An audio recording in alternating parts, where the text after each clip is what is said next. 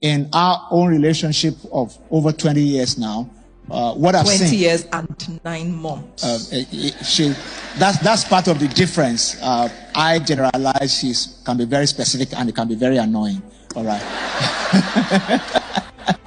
I want to start out by just saying that we are not perfect. The imperfection of both of us combined together sometimes can be overwhelming. So I grew up in a household, right, where my dad was a soldier. Before we go to bed at night, he shuts all the doors, makes sure everything is locked, check the windows. In the night, when he wakes up, whether to relieve himself or whatever, he will go around again, check again. That was what he was trained to do. That was my conscious idea.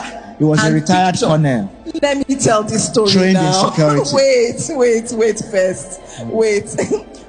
Checking all the doors. And then I married yours truly, anointed Pastor Godman, who would go to sleep at night, not even remembering that we had a door.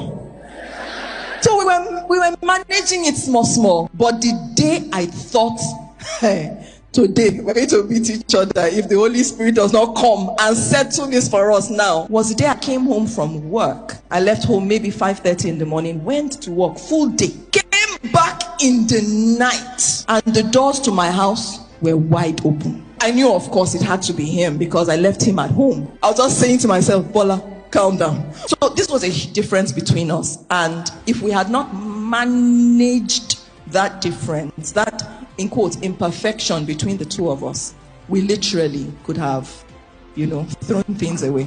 Thank you for indulging her. I'm not going to repay evil with evil. But I'm going to attempt to give you context. And I don't want you to think that I'm trying to defend myself.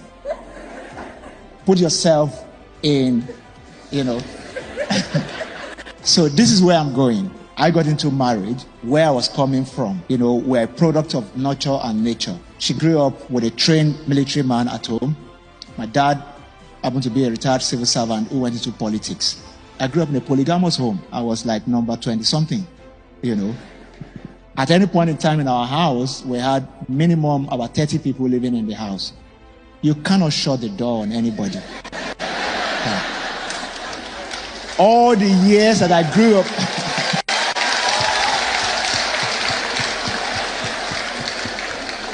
and I'm saying this openly, and you can ask any of my siblings. All the years that I grew up in my father's house, I cannot remember the door being locked. For what?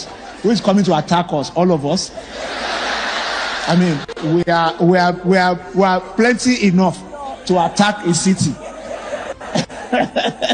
You understand that? So getting married, and she started to judge me from a background.